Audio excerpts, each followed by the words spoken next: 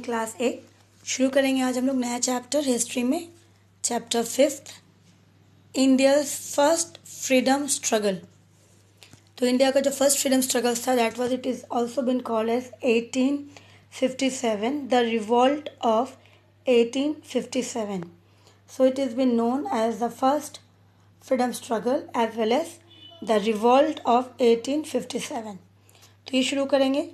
तो इसमें हम लोग डिस्कस करेंगे कि द कॉजेज़ जो रिवॉल्ट हुई थी, जो इवेंट हुआ था, इसकी कॉजेज़ क्या क्या है और इसकी बिगनिंग कब हुई थी एंड हाउ इट स्प्रेड, ये कैसे स्प्रेड हुआ, फिर वापस इसे सप्रेस कैसे किया, मीन्स ब्रिटिशर्स ने इसे रोकने की कोशिश की और किस तरह से इस रिवॉल्यूशंस को, इस रिवॉल्ट को उन्होंने सप्रेस किया। ना व्हाट आर द रीजंस, हम फेल्ड हो गए तो उसके रीजंस क्या, फेलियर्स क्या क्या था। तो उसके बाद फिर रिवॉल्ट जब फेल होने के बाद उसके बाद जो रिज़ल्ट आया वो क्या क्या था। तो ये सारी चीज़ें हम जो इस चैप्टर्स के थ्रू डिस्कस करेंगे। ठीक है, तो स्टार्ट करते हैं चैप्टर। तो सबसे पहले स्टार्ट करेंगे इंट्रोडक्शंस के थ्रू, जो मेन है कि किस तरह से ब्रिटिशर्स ने रूल किया था। तो फिर वापस से बैक कि ब्रिटिशर्स इंडिया में कब आए थे और उन्होंने सबसे पहले उन्होंने कहाँ पे एडमिनिस्ट्रेशन कंट्रोल कहाँ पे किया था, ये सारा डिस्कस करते हैं सबसे पहले। So the British east India company जो थी वो इंडिया में सबसे पहले जो ब्रिटिशर्स आई थी तो वो पर्पस क्या था, एज अ बिजनेस कंपनी वो इंडिया में एंटर करती थी एज अ बिजनेस कंपनी, कि उन्हें यहाँ पे इंडिया पे उनको रूल करना था। इस इंटेंशन में वो नहीं आई थी, वो आई थी as a company to do business और वो प्रॉफिट अर्न करे, इसके लिए आई थी वो। So had establish is presence, और उन्होंने स्टैब्लिश किया था in India in 1612, that is 17th century. और धीरे धीरे उन्होंने शुरुआत की, कंपनी ने अपना एडमिनिस्ट्रेशन सिस्टम शुरुआत किया, फैक्ट्रीज एरिया को उन्होंने सेटअप किया ट्रेडिंग के लिए, ताकि वो इजीली अपने एक्सपोर्ट इंपोर्ट्स के लिए सामान रख सकें। तो इसी तरह से धीरे धीरे जब उनकी जो पावर थी गेन होने लगी तो फिर उन्होंने शुरुआत की कि इंडिया में सिर्फ और सिर्फ कंपनी बन के नहीं रहे बल्कि एज अ एडमिनिस्ट्रेटर, ताकि वो रूल भी कर पाए। तो इनका इंटेंशन जो था अब थोड़ा चेंज होने लगा। उसके बाद जब उनका इंटेंशन चेंज होने लगा तो उन्होंने शुरुआत की एंड सबसे पहले जो वॉर उन्होंने किया to get the power, administrative power जो था उनका वो था बंगाल में, that was the battle of Palasi.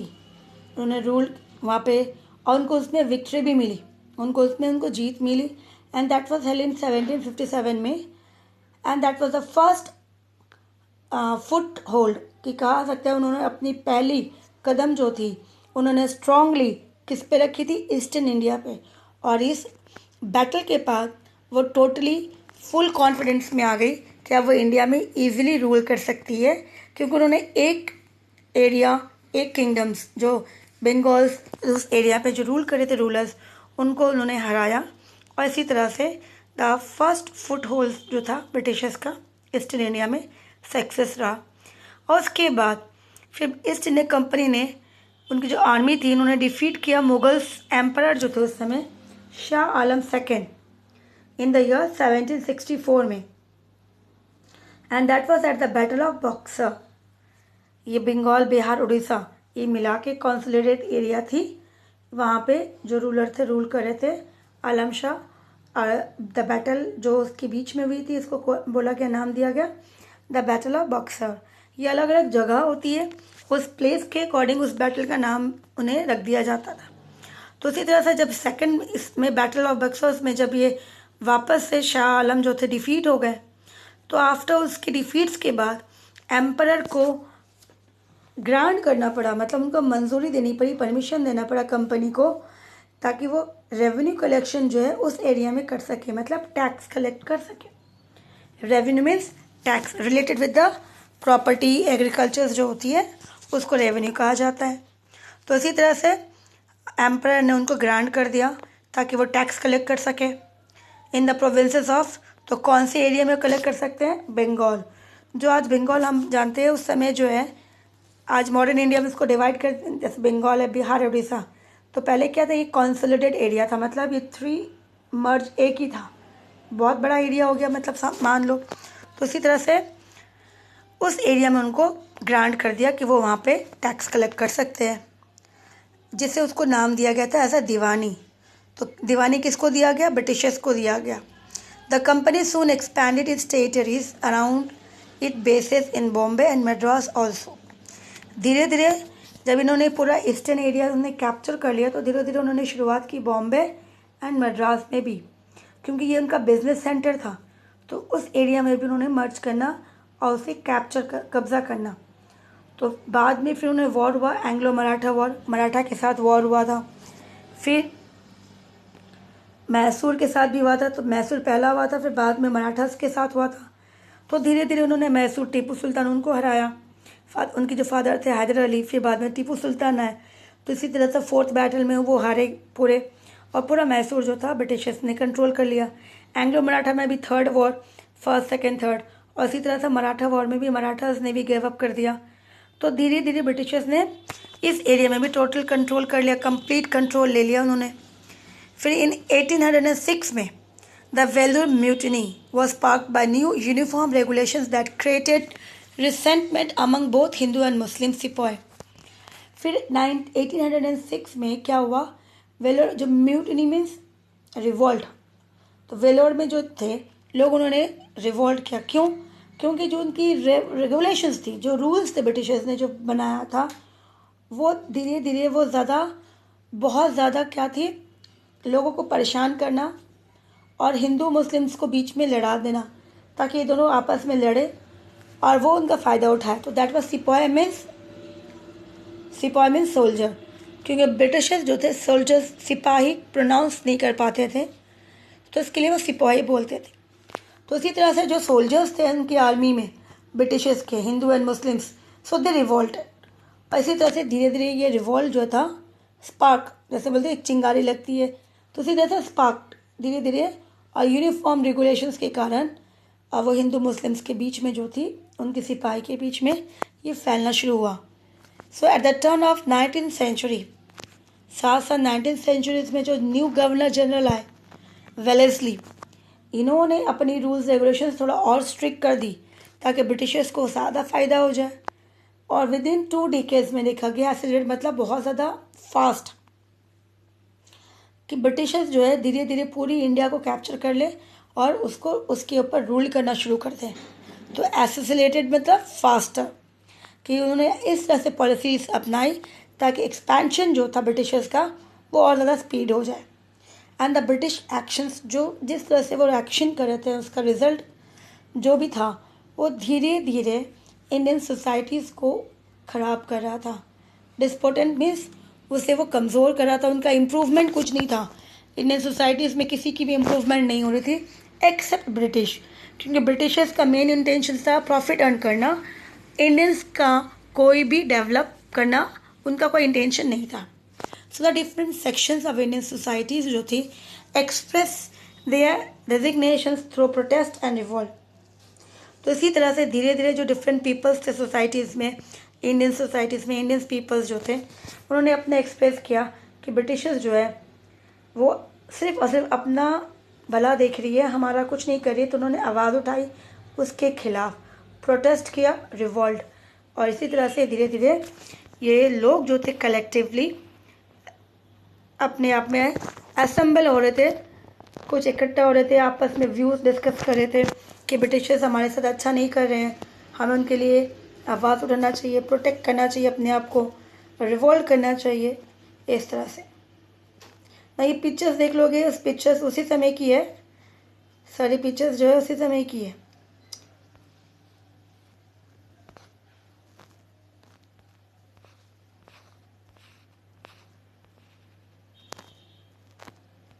So next, the Indian rebellions was fed by resentment born of diverse perceptions, including invasive British-style social reforms, harsh land taxes, summary treatment of some rich landowners and princes, as well as changes brought by British rule. तो जो rebellions थे, जो revolt कर रहे थे, उनको rebellions बोला जाता है। रिबेल ऑल्सो मीन्स रिवोल्ट, और जो रिवोल्ट करते हैं उसको रिवॉल्यूशनरी बोलते हैं या फिर रिबेलियंस बोलते हैं। तो जो रिवोल्ट कर रहे थे तो उनको रोकने के लिए किस तरह से ब्रिटिशर्स रोके उनको, वो भी रोकेंगे। तो वो रिवेल क्यों कर रहे थे? क्योंकि जो अलग अलग डाइवर्स परसेप्शन, लोगों का अलग अलग मानना था। किसी को टैक्स के थ्रू परेशान करना, किसी को सोशल रिफॉर्म्स के थ्रू। क्योंकि कंट्रीज़ में कर क्या रहे थे, सबसे पहले तो उनको हमारे सिस्टम को, हमारे कल्चर्स को चेंज करना चाह रहे थे। ब्रिटिश अपना खुद का स्टाइल इंट्रोड्यूस कर रहे थे। सोशल रिफॉर्म, समाज में कुछ चेंजेस ब्रिटिशर्स अपने अकॉर्डिंग कर रहे थे। हार्श लैंड रेवेन्यू, मतलब ज़मीन जो टैक्स हम भर रहे थे वो बहुत ज़्यादा था, फार्मर्स इतना ज़्यादा टैक्स उनको देना पड़ रहा था। तो ओवरऑल इस सारा मिला के जो था, जिसके कारण लैंडलॉर्ड्स वो भी परेशान कर रहे थे, जो प्रिंसेस थे, किंग्स थे, वो भी परेशान थे। तो इतना सारा चेंजेस जिसके कारण ब्रिटिशर्स जो थे इंडियंस को परेशान कर रहे थे और रूल कर रहे थे। तो जिसके कारण the Indians they wanted to revolt. Many Indians rose against the British, however many also fought for the British and the majority remained seamlessly complained to British rule. तो कुछ तो थे जिसने आवाज़ उठाई, कुछ थे ब्रिटिशर्स के साथ थे जो ब्रिटिशर्स के लिए लड़े थे, fought for the British. And जो रिमेनिंग मेजोरिटीज़ थी, कहा गया, वो कंप्लेन ही कर रहे थे कि ब्रिटिश हमारी परेशानी है, हमें हमारी परेशानी को सॉल्व नहीं कर रहे। तो ये इस तरह था, लेकिन उनके अंदर गुस्सा था, लेकिन वो किस तरह से उसको निकालेंगे। It means they need a beginning, कि एक शुरुआत हो, कोई भी शुरुआत करे तो वो सारे जो है आगे आके सब मिल के लड़ सकते हैं। सो द बिगेस्ट चैलेंज तो ब्रिटिश अथॉरिटी केम इन 1857। सो जो कुछ एक स्टार्टअप चाहिए था वो शुरुआत हुई, दैट वाज द ईयर 1857 में। और ये बहुत बड़ा चैलेंज था। भले हम इस वॉर को हार गए, लेकिन ब्रिटिशर्स को इस वॉर ने उन्हें समझा दिया था कि Indians can not retain as they want to retain them, कि वो जिस तरह से चाहते थे ब्रिटिशर्स इंडियंस को रखना, वो वैसे नहीं रहेंगे, वो अब आवाज़ उठाएंगे। ये उनको समझ में आ गया था। When people of Indian rose up against British rule, जब लोगों ने अब आवाज़ उठाना शुरू किया ब्रिटिशर्स के खिलाफ, the Indian rebellions of 1857 was a major uprising in India in 1857 and 1858 against the rule of British East India Company. तो ये जो रिवोल्ट रिबेलियंस ने जो आवाज़ उठाई थी, ये बहुत बड़े थे। अ मेजर अपराइजिंग, लोगों ने अपनी आवाज़ को गवर्नमेंट तक, ब्रिटिश गवर्नमेंट तक, और वो रिवोल्ट जो था कंटिन्यूसली 1857 से 58 तक कंटिन्यू रहा। किसके खिलाफ? ब्रिटिश गवर्नमेंट के खिलाफ। The rebellions began on 10th May 1857 in the form of mutiny of sepoy of the company's army in the garrison town of Meerut. तो कहा गया रिवॉल्ट शुरुआत हुई, ब्रेकआउट ही कहाँ से? Mutiny means revolt, mutiny means revolt. तो ये revolt किसने किया? सबसे पहले 10 मई 1857 में सोल्जर्स ने किया। जो सोल्जर्स ब्रिटिशर्स के अंदर, इंडियंस जो उनके वहाँ पे एज अ सोल्जर काम करते थे, और वो कहाँ के थे, कौन से गैरिशन के थे? मेरठ के। ठीक है, रेजिमेंट जो होती है अलग अलग, तो ये मेरठ से बिलोंग करते थे। उन्होंने रिवोल्ट किया 10 में। It then erupt into other mutinies and civilian rebellions, chiefly in the upper Gangetic plains and central India. तो जब एक ने शुरुआत की, तो जैसे मैंने कहा कि एक शुरुआत चाहिए था, तो धीरे धीरे लोगों ने revolt, other mutinies, other revolt शुरुआत हो गई इंडिया के अंदर। और लगभग सेंट्रल इंडिया या फिर नॉर्थर्न इंडिया, जो गंगेटिक प्लेन एरिया जो है, नॉर्थ ईस्टर्न इंडिया, ये पूरे एरिया में रिवोल्ट शुरुआत हो गई। सिविलियंस मीन्स सोल्जर्स के अलावा भी लोगों ने रिवोल्ट किया। पीजेंट्स जो थे, ट्राइबल्स, उन्होंने, किंग्स जो थे, उन्होंने, सभी ने धीरे धीरे रिवोल्ट करना शुरुआत किया। The incident of revolt also occur further north eastern, और ये नॉर्थ ईस्टर्न तक फैलना शुरू हो गया। The rebels posed a considerable threat to British power in this regions, और ये रिबल जो था, ये सचमुच एक उनके लिए बहुत बड़ा थ्रेड बन के आया, एक चैलेंज बन के आया था ब्रिटिशर्स के लिए कि इन्हें रोकना बहुत मुश्किल हो जाएगा। So the rebels is known by many names, तो इसीलिए इसे बहुत अलग अलग नामों से लोगों ने नाम दिया। सबसे पहले द सिपाही म्यूटिनी, ये नाम दिया ब्रिटिशर्स ने, क्योंकि ब्रिटिशर्स नहीं चाहते थे कि इसको नाम दिया जाए इंडियन। उन्होंने कहा कि ये रिवोल्ट सिर्फ सोल्जर्स नहीं किया था, सिपाही नहीं किया था। द इंडियन म्यूटनी, किसी ने इनको नाम दिया Indian mutiny. The great rebellions या फिर the revolt of 1857, the Indian insurrections and the first war of independence. इन सभी में से जो मेन इंपॉर्टेंट पॉपुलर था फर्स्ट वॉर ऑफ इंडिपेंडेंस। तो the first war of independence ये सबसे अलग था जो ये नाम दिया गया था। और ये नाम दिया था वीर सावरकर ने। He was also one of the rebellions, उन्होंने रिवोल्ट किया था और उन्होंने एक बुक लिखी थी, उस बुक का नाम था the first war of independence. तो इसी तरह से this revolt was known in history by different names as the first war of independence, the revolt of 1857, Britishers call the mutiny, सिपाही म्यूटनी। ठीक है, इस तरह से इसे अलग अलग नामों से। अब हम लोग डिस्कस करेंगे द कॉजेज ऑफ अपराइजिंग, कि जो अब ये रिवोल्ट की पिक्चर्स है, किस तरह से रिवोल्ट हुआ था उसकी एक पिक्चर्स है। इंडियन सोल्जर्स और ब्रिटिशर्स किस तरह से लड़ रहे थे। अब हम लोग आज शुरू करेंगे इसके नेक्स्ट टॉपिक से, कॉजेज, कि इसके पीछे कारण क्या था, लोगों ने रिवोल्ट क्यों किया। So it will be heading like political cause, economical cause. तो सबसे पहले इंट्रो में चलते हैं। इंट्रो में क्या है, the Indian rebellions of 1857 occurred as a result of many factors over times. तो जो रिवोल्ट हुआ था सडनली एक दिन दो दिन क्या नहीं था, ये मोस्टली 100 ईयर्स, उन्होंने 100 ईयर्स तक उन्हें ब्रिटिशर्स ने उनके ऊपर ऑलरेडी रूल किया था और उस रूल का रिजल्ट जो था वो रिवोल्ट था, क्योंकि वो 100 ईयर्स तक उनको बर्दाश्त करते करते जब वो नहीं सके देन इट वाज रिवोल्ट। तो इसी तरह सा ये इसके पीछे बहुत सारे रीजंस हैं, ये कोई एक सिंगल इवेंट नहीं है, इसके पीछे बहुत सारे रीजंस हैं। सम इंडियंस वे अपसेट, कुछ अपसेट्स थे उसकी टेरिटरियल एक्सपेंशन के कारण, धीरे धीरे जिस तरह से वो रूल कर रहे थे, एक एक किंगडम्स को मर्ज कर रहे थे उनकी अलग अलग पॉलिसीज़ के थ्रू और अपनी टेरिटरी एक्सपैंड कर रहा। फिर इंडिया को एक वेस्टर्नाइज करना, पूरा का पूरा इंडियन कल्चर्स को चेंज करना, हमारी हिस्ट्री को चेंज करना, हमारी हिस्ट्री को विदाउट रिगार्ड उनको अपनी कल्चर्स हमारे ऊपर थोपना। तो ये सारा रीज़न था जो ये चीज़ें आगे जाके एज अ रिवोल्ट के लिए सामने एक प्लेटफॉर्म फॉर्म हो जाती है जहाँ पे लोग इंडियंस रिवोल्ट करते हैं। लीगल चेंजेस भी बहुत कुछ किया उन्होंने।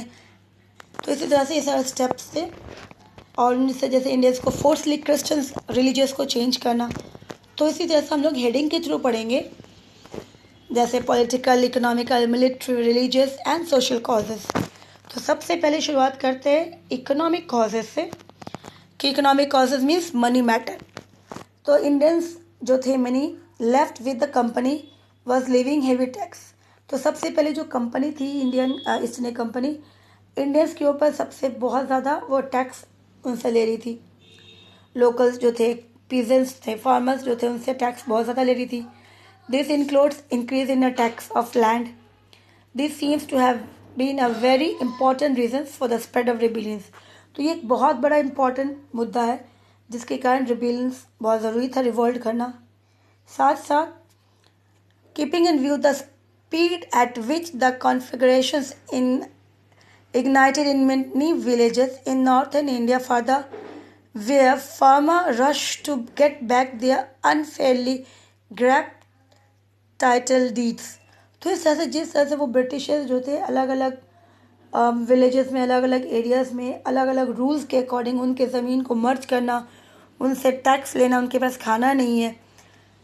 तो ये चीज़ें थी जो लोगों के अंदर बहुत ज़्यादा परेशान कर रहे थे कि उनके पास कुछ भी नहीं है, लेकिन फिर भी जो है किंग जो है मतलब इंडिया ईस्ट इंडिया कंपनी जो है वो उनको रिलैक्सेशन नहीं दे रही है, माफ़ नहीं करी। क्योंकि पहले जो थे किंग्स जो होते थे वो उनको अगर टैक्स नहीं दे पाते थे तो उनको वो माफ़ कर देते थे, एग्जेम्प्ट करते थे कि ठीक है इस साल आपको नहीं देना है। लेकिन यहाँ पे ब्रिटिशर्स उनको कुछ भी रिलैक्सेशन नहीं दे रहे थे, बल्कि उनसे छीन ले रहे थे जो भी उनके पास था। So the resumption of tax free land and configuration of jagir, the grant और right to locally control land revenue, जो उनको उन्होंने दे दिया था कि ज़मींदार को दे दिया कि आप इस एरिया का वो ज़मीन जो टैक्स कलेक्ट करेंगे फिर आप हमें कलेक्ट करके ब्रिटिशर्स को देंगे। So these are the different policies जो थे वो बनाया था ब्रिटिशर्स ने, जिसके कारण ये सारा चीज़ें लोगों को बहुत परेशान किया। Cause discontent among the jagirdar and zamindar also. फिर बाद में उन्होंने क्या किया था, ज़मींदार से उनसे वो रूल्स छीन ली थी, जागीरदार से भी, क्योंकि हमने पढ़ा था महावत परमानेंट सेटलमेंट। तो लठवाड़ी इस तरह से हमने ये आगे इसके नेक्स्ट चैप्टर 3 चैप्टर्स थे उसमें हमने डिस्कस किया था। तो इसी तरह से जिसके कारण ये जो चेंजेस करे थे तो कहीं ना कहीं उसने ज़मींदार को भी हर्ट किया था, जागीरदार को भी हर्ट किया था। तो इसी तरह से they have been very much frustrated कि अब ब्रिटिशर्स जो है एक बार पावर दे है उनको छीन लिया उस तरह से। Dalhousie has also appointed the Inam commission with power to configure land. साथ साथ डलहौजीज ने भी कि जो ज़मीन टैक्स भरेंगे, जो टैक्स नहीं देंगे, इस तरह से जो कलेक्शन करेगा तो उनको भी अच्छा खासा जो टाइमली पेमेंट करेंगे उनको ग्रुप में देंगे तो उनके लिए वो अच्छा रहेगा, रिवॉर्ड उनको मिलेगा। और जो नहीं करेंगे उनकी ज़मीन को छीन ली जाएगी। तो इसी तरह से अलग अलग रूल्स, अलग अलग जितने सारे गवर्नर जनरल्स हैं उन्होंने अलग अलग रूल्स फॉर्म किए, लेकिन कोई भी रूल्स जो थे वो इंडियंस को सपोर्ट नहीं कर रहे थे, वो उनके खिलाफ ही जा रहा था। सेवरल ईयर्स बिफोर द सिपाही म्यूटनी, अगर जो हमने देखा कि 1857 में जो सिपाही म्यूटनी हुई थी उससे पहले, ठीक है, Lord William Bentinck's had attacked several jagir in Western Bengals. He also resumed the practice of tax-free land in some area. These changes caused widespread resentment not only among the landed aristocracy but also caused great distress to a large section of the middle class people. Land were confiscated from the landlord and auctions. Rich peoples like the merchants and moneylenders were for be able to speculate in British land sales and drive out the most vulnerable peasant farmers. तो यहाँ पर क्या क्या, जब Lord William बेंटिक्स जो थे mutiny revolt से पहले, उन्होंने भी क्या क्या जागीरदार को किस तरह से अटैक किया कि उनके पास बहुत सारी ज़मीन थी, उनसे वो ज़मीन कन्फेस्टिगेट कर लिए, मतलब उनसे ज़मीन छीन ली गई। टैक्स फ्री लैंड जो भी थी जिसको टैक्स नहीं देना पड़ता वो सारा एलियन उसने ले लिया उनसे। फिर उनके ऊपर ऑक्शन लगा दी गई, जो ये ज़मीन लेगा उनको वो जो उनको दे देंगे। उसके बाद देखा गया वो ज़मीन जो थी मोस्टली काम करने वाला कौन था, पीजेंट थे, फार्मर्स थे, तो उनको नहीं देके उन्होंने मर्चेंट्स